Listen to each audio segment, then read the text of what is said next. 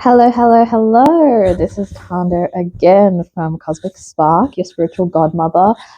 I'm back. I have not abandoned my YouTube channel. I work seasonally. And when I started the channel, it was my time to channel. And, you know, it was the time for me to do that. And hence why I put out so many videos in such a short amount of time. And that's why I was doing it on a regular basis.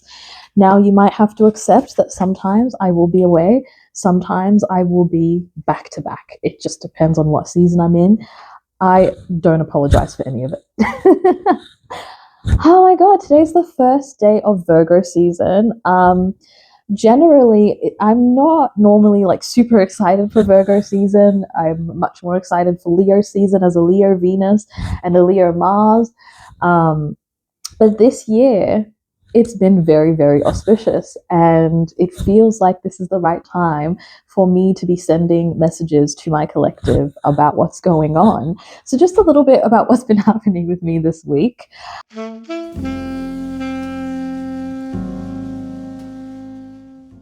It's been very introspective, even though the moon is in my 11th house. Not saying Aquarius energy isn't introspective, but it's not one of the more introspective. It wasn't necessarily intellectualizing everything, but it was sort of a review of where I'm at, where my priorities are, which makes sense as we enter Virgo season. Virgo is about the practicalities, it's about the little details, and I have been going through my certain experiences, certain parts of the architecture of how I think as a person, and I've been really combing through. I did say, okay, I may not have been intellectualizing, but yes, I was looking at how I think and what's evolved, and in some areas, just coming to acceptance that I have evolved in ways that I had set a goal to evolve in that way. I'm like, wow, this is where we're at, you know? I feel like, yeah, I've just kind of been in flow without realizing it. I've been actually this month, I've been doing a lot of Jupiterian magic. If you're interested, what I've been getting up to on Thursdays, the last 3 Thursdays in a row, I have been doing some works on my altar just to do with security and abundance, you know, the things that are important to me as an earth moon with a grand trine. I need material security. And then I have a lot of 12th house energy. So I'm already a conduit for spirit. I already live with one leg in the mortal realm and one in the spirit realm. And yeah, this particular month has been actual practical magic for me. So I've been doing the Jupiterian magic. I've also been leaning into Venusian magic as well. So normally, Venus Day, a Friday, is my favorite day of the week, not just because it's the end of the corporate week, but just because I love Fridays. They just feel good. I always feel good on a Friday. Venus is my chart ruler. Like archetypally, I am the embodiment of Venus, and I relate to that energy so much. And whenever I am trying to get back to basics in terms of um, living in a way where I'm kind of like in flow with nature. Whenever I enter one of those phases, one of my favorite things to keep track of is magical correspondence. So a lot of people will track the moon and decide how to plan based off of the moon. And I love that. However, I do have a Virgo Mercury. So I do like detail. So I kind of like to focus on the day's archetype. So Monday for Moon Day, Tuesday is Mars Day, Wednesday is Mercury Day, Thursday is Jupiter Day, Friday is Venus Day, Saturday is Saturn Day, which is when I'm filming this. Fantastic day to cleanse, do anything that you have to do. So, like paperwork, anything that has to do with security and you being actually a responsible human being. Today is the day to do it. And then Sunday is Sun Day, SUN Day. So, yeah, I've been leaning into magical correspondence recently, which is really nice. You can also lean into it when it comes to how you dress. Now, I love dressing for a theme. You can tell that I am a Libra rising with the Venus Leo in the way that I put myself together. Today's theme isn't Saturn Day in terms of the appearance, though it could be. Today, I'm channeling Virgoan energy. I am channeling Earth Mother. We've got mushroom earrings that my cousin got me because she heard about my obsession with mushrooms. We've got brown, earthy tones. Then all earth signs love green, especially muted green. If you have an earth sign friend or family member and their favorite color isn't green, what the hell are they even doing? Because why do all earth signs especially I find, especially Taurians and Virgos, but also sometimes Capricorn. It's the green, it's the muted greens. I have a Capricorn friend, and whenever we're painting, she loves like the landscapes, and she'll always pick a muted green. And I've had Taurian best friends, and I swear all of them had the exact same favorite color, and it was green. I've had a friend with a Taurus Venus, and she loved green. It's like the jokes write themselves. So yes, I've been doing a lot of practical magic. That's the kind of mindset I've been in. Also, I am in the middle of a professional certificate in astrology, and I'm in my second term. I've got 2 weeks to go, and I'm currently working on doing a chart interpretation for Marilyn Monroe. So I think actually it would be really fun once I do my final class, if it gets ticked off and it's good.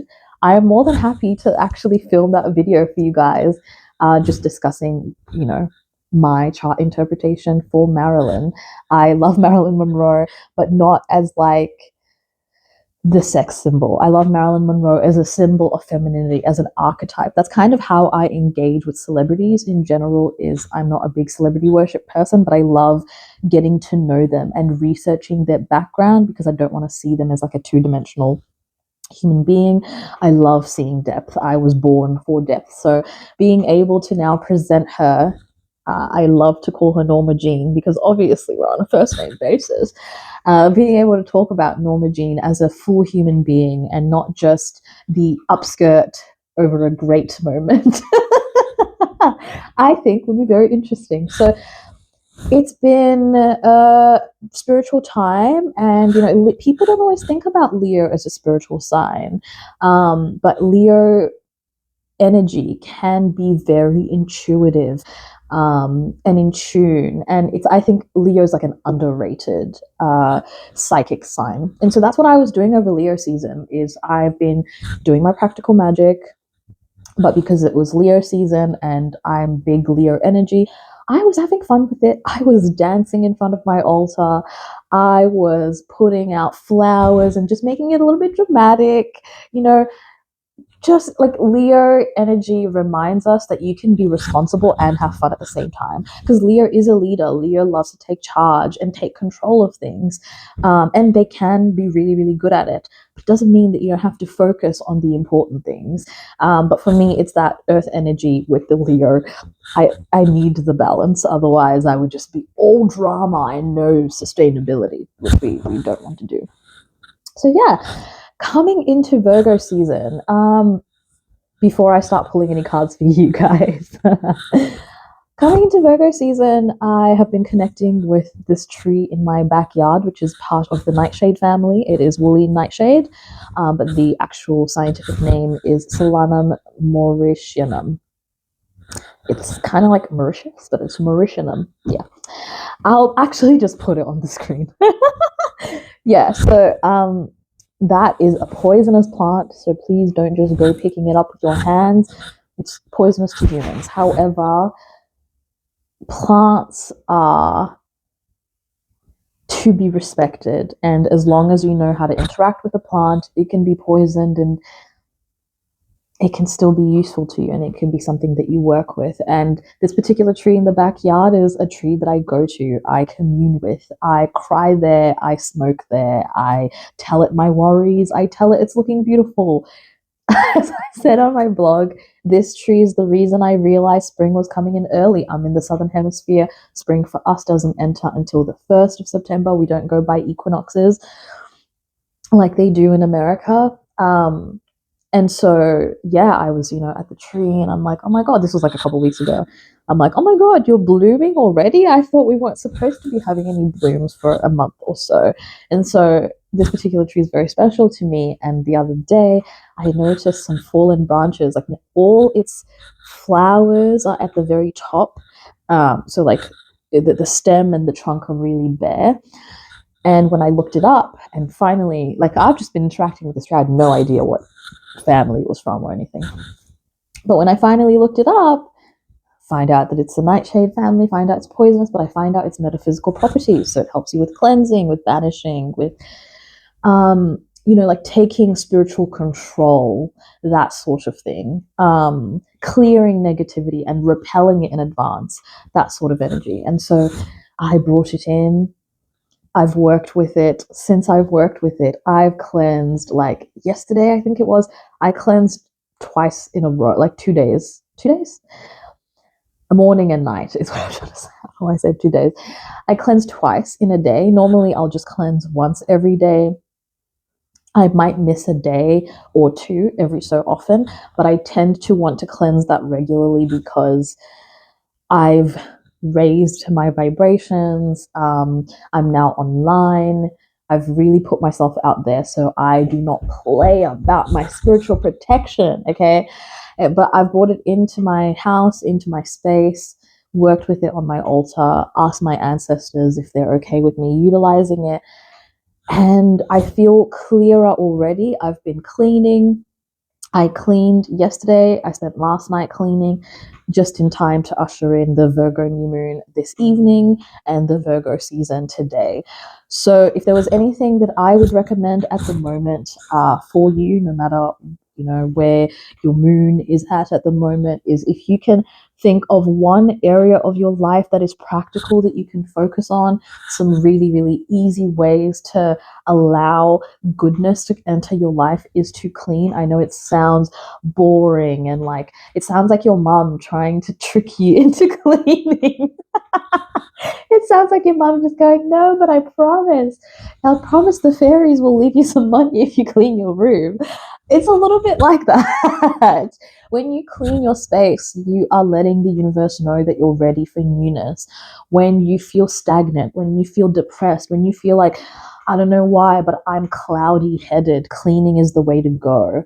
So yeah, if you can clean, that's great. But if that's not where you're at, because I understand not everyone feels like a domestic goddess, not everyone can conjure it at will.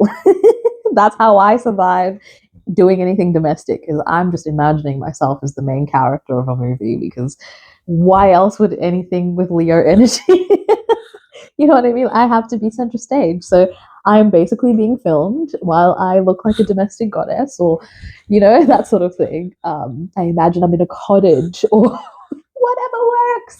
So if you're feeling called to kind of knuckle down, but you haven't been sure what you can start with and you're feeling overwhelmed, start with a clean or even tidy up a space that you've been putting off. So you have, it's the office. There's books everywhere. You've been saying all year that you'll just sit down and make it clearer, but you haven't sat down and done it. Here's your little sign, okay? Go and clean your office. Just tidy it up. Just make it look good. Your future self is certainly not going to be upset. I promise you that.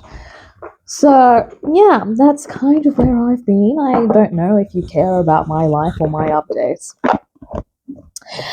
but you have them anyway.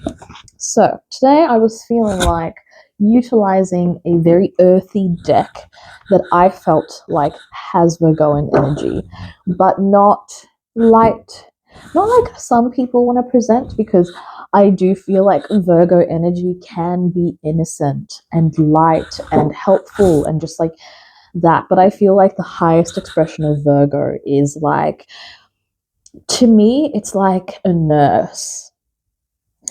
Nurses can be really, really lovely, but they have to have the grit and the ability to take charge when they're dealing with a man who is injured but thinks that he knows best. They've got to be able to navigate people's healing in a way that facilitates it. They have to take charge. They have to deal with doctors who don't even appreciate their intellect or appreciate how much they actually do the hard yards. You know what I mean? So it's like when I think of like the highest expression of Virgo, I think of light and dark. And I feel like this deck, which is the Arcadia deck, I've had this since my early 20s, is very much based on Italian folk magic, if that's the kind of vibe that you're in, the Gospel of Arcadia.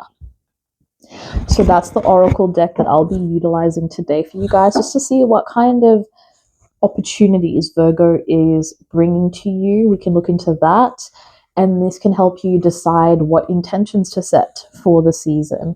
I think if you're a goal setter, or if you're not but you'd like to, utilizing the astrological seasons or utilizing the weatherall seasons to guide your activities is really, really useful and really good. And as we're in Virgo season, today I went on a little walk. I was so excited. I was like, look at me, I'm in tune. I'm taking care of my health. Seeing as we're in Virgo season, I'll give you another little tip as well. Eating food that is in season is a really, really good way to be grounded and to be going with your environment and not fighting against it. Because I know, especially in Western countries, we have access to most things any time of the year, because what we're not growing, we will import. However, while that does work, I think eating things seasonally, especially that are grown in your local environment, is a really, really good way to be in nature, in a sense. Okay. Angels, ancestors, spirit, please tell me what is coming up for my collective this Virgo season. What is coming up for my collective this Virgo season? Or any Virgo season. If you're watching this in 2026 and that's when you find it, that's absolutely fine. Or 2032. Who knows? What's coming up for my collective this Virgo season, please, spirit? Ooh, the unknown. Hierarchy. This is already in tune with what's been going on for me in here and in my life. So I love this. So I feel like this relates to me too. Taboo. See, this is a word I do associate with Virgo, actually. I think we always think of Scorpio when we're thinking of the taboo, but you know who's fucking comfortable with the taboo? Virgos. They just might not be comfortable with your knowledge unless you've earned it, or unless you're in the right category in their mind of people that they can unfurl to. They're very self-protective, and that's admirable. I'm going to pull out some clarifiers. I've got 2 of my personal decks here. Angels, ancestor, spirit. What energies are coming through for my collective this Virgo season?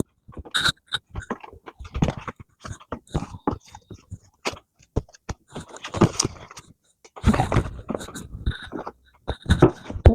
One more.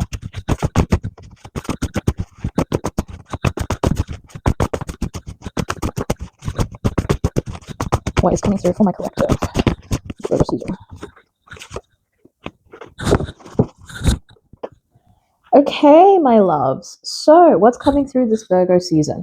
So, first card we have is the unknown, and my clarifiers, what came through is husband material and green-eyed. Okay.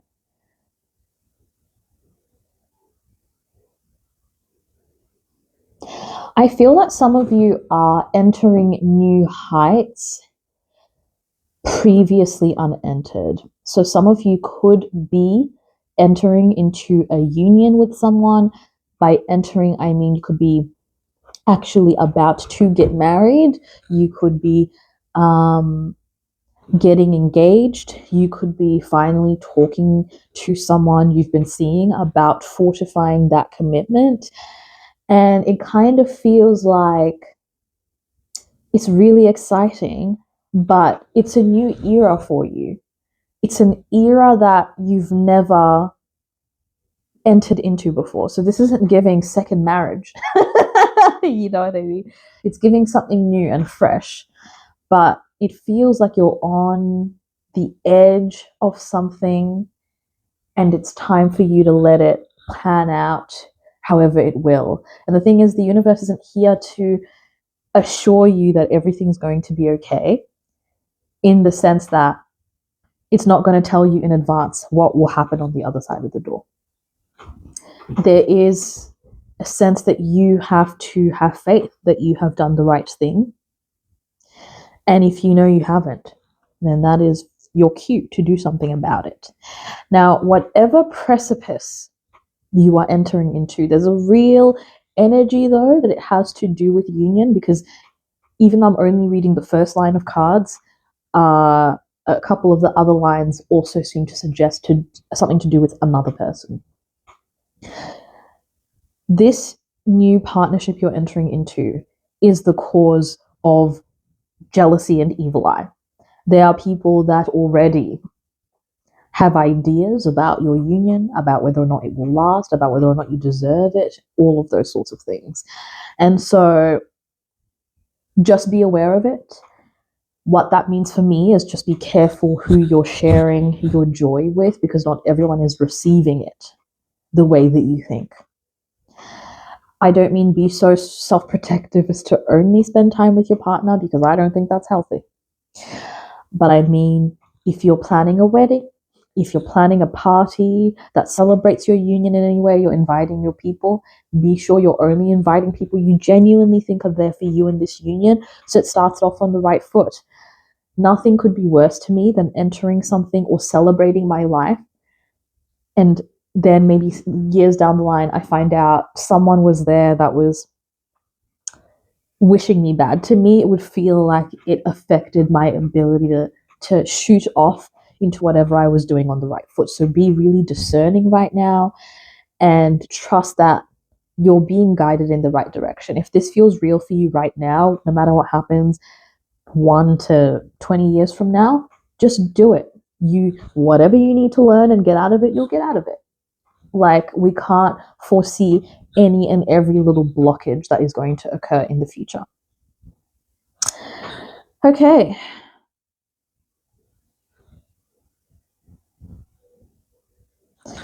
Now, this is an interesting one, because the next line we have hierarchy, short, and marriage on the horizon. So one of my decks is more characteristics of people. So the short is likely to do with a person involved. You might be short, you might be partnered with someone who is short. But I am open to letting this card guide me outside of its typical expression. Now, I think it's interesting to have hierarchy and marriage in the same line. I feel like if you are in a partnership, it's important for me to warn you to think about the hierarchy in the partnership you are about to embark in. I also feel that for some of you, you might have rushed this.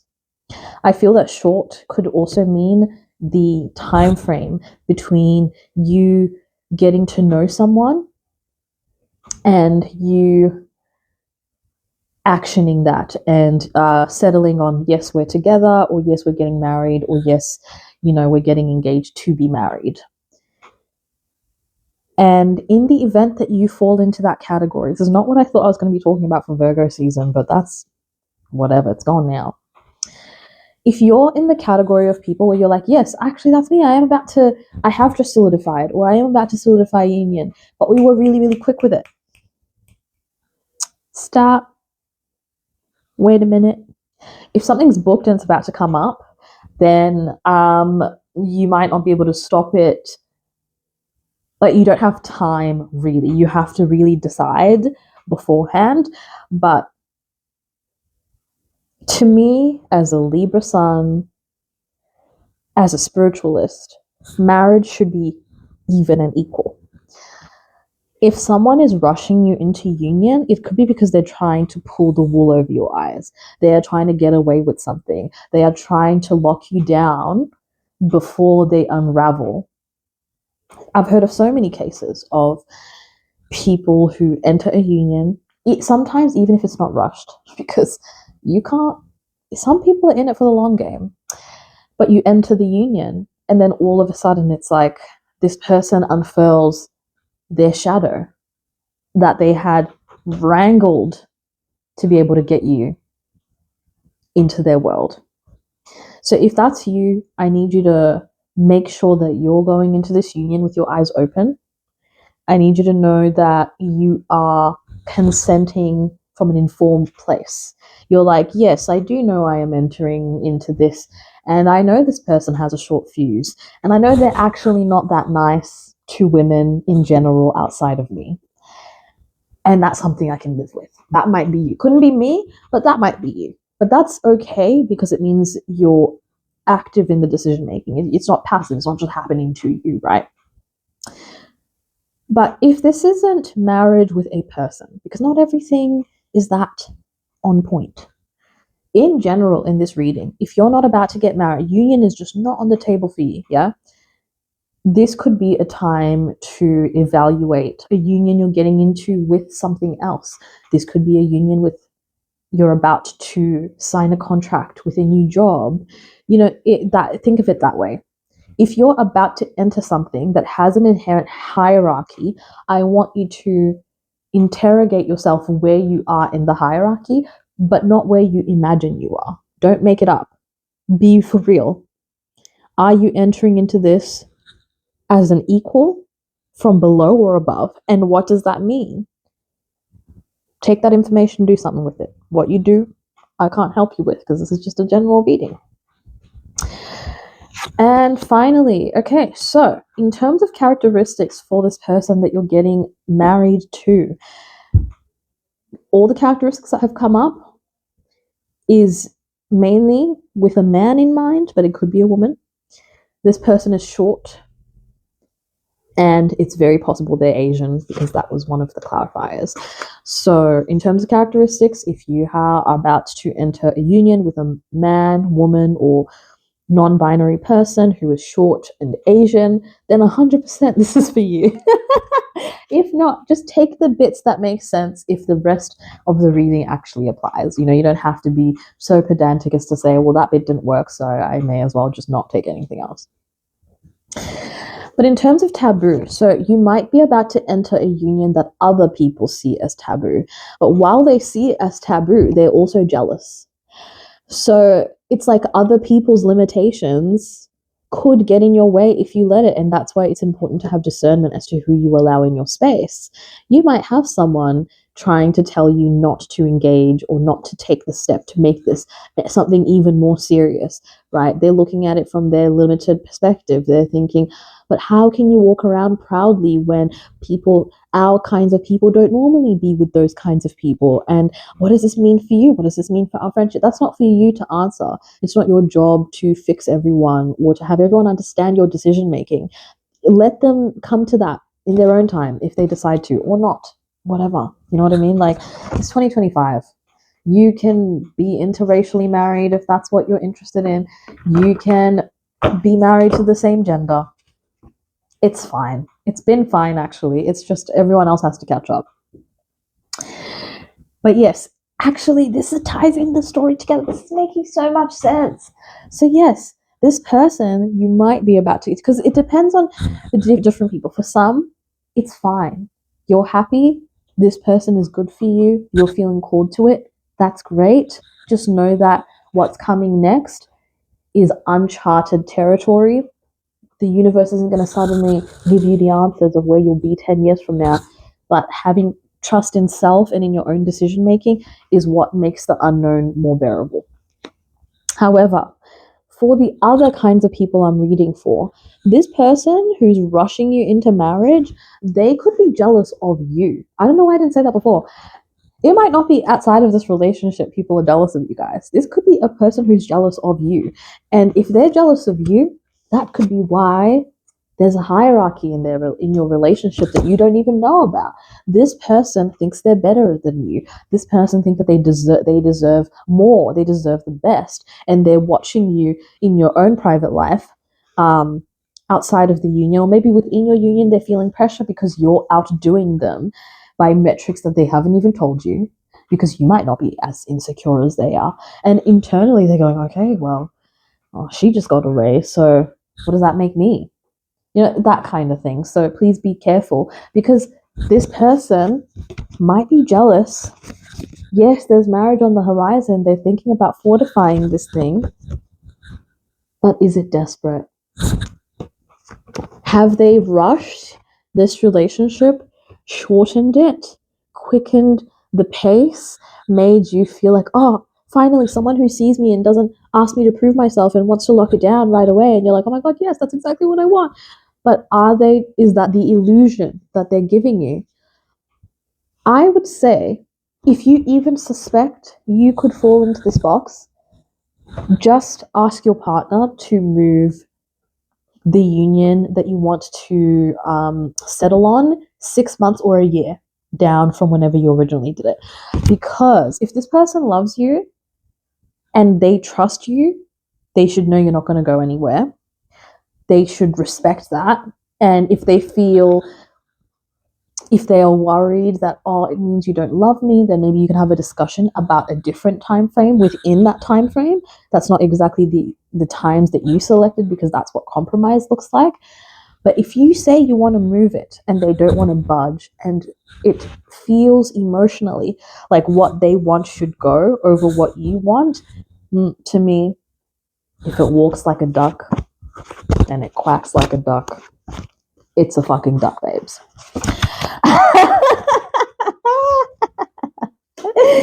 Anyway, that's me done for this Virgo new moon. Let me go and do some spell work. I have just started a book today on the history of magic. I want to read it so I can also tell people if it's worth reading. So let me get onto that. But I hope you've enjoyed. I hope you missed me. I hope you come back. And I'll see you in the next one. Goodbye.